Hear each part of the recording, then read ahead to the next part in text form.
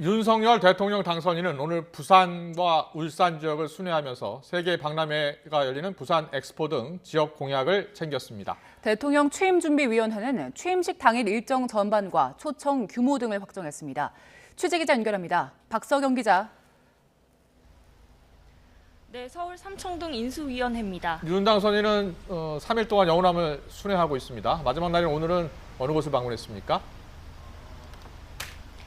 네, 윤 당선인은 오늘 부산과 울산을 방문했습니다.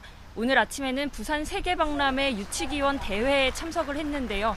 이 자리에서 윤 당선인은 경제계를 향해 박람회 유치 협력을 당부했습니다. 들어보겠습니다. 저는 2030 부산 세계박람회 유치가 나라의 국격을 높이고 우리 기업이 더 큰 글로벌 기업으로 성장하는 기회의 장이 될 것이라 확신합니다. 그리고 우리 대한민국 경제가 새로운 도약을 하는 계기가 될 것으로 믿습니다. 이후 부산 센터미지구 도시첨단 산단과 부산 반송 큰 시장을 방문했고 오후에는 울산으로 향해 오일가스 허브 건설 현장을 찾았습니다. 윤 당선인 측은 이번 3일 동안의 행보가 지역 경제 활력을 되살리고자 하는 노력이라고 설명했습니다.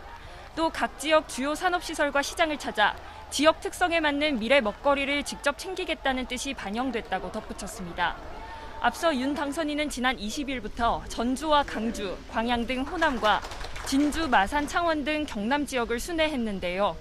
전주에서는 임기 중 풀 수 있는 규제는 다 풀어 기업이 바글거리게 하겠다고 했고 창원에서는 탈원전 정책을 손보겠다며 창원을 한국 원전 산업 메카로 우뚝 세우겠다고 약속했습니다.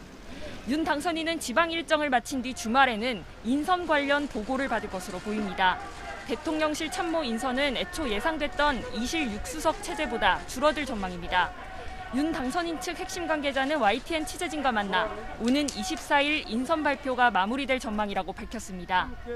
교육과학 수석에는 교육과학 기술분과 인수위원인 김창경 한양대 교수가 내정됐습니다.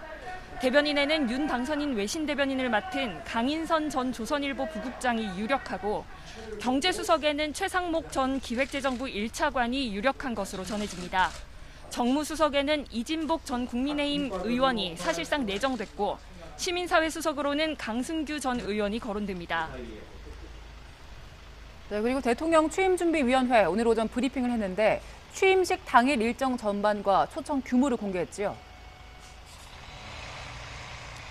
네, 김현주 대통령 취임준비위 대변인이 오늘 오전 브리핑을 했는데요. 취임식 초청 규모가 모두 4만 1,000명이라고 밝혔습니다. 기존 방역 지침을 토대로 계획했던 규모와 비교해보면 상당히 상향됐습니다. 오는 25일 일반 참여를 신청한 국민들에 대한 추첨이 있을 예정인데 오는 29일 인수위 공식 홈페이지에서 확인할 수 있습니다. 취임식 당일인 다음 달 10일 0시가 되면 임기 개시를 알리는 보신각 타종 행사가 있습니다.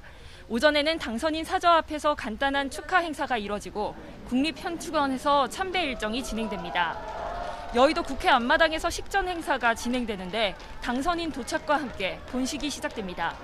오후에는 용산 집무실 시대 개막을 알리는 기념 행사와 국내 주요 인사와 외빈을 위한 경축 연회와 만찬이 전례와 같이 진행됩니다.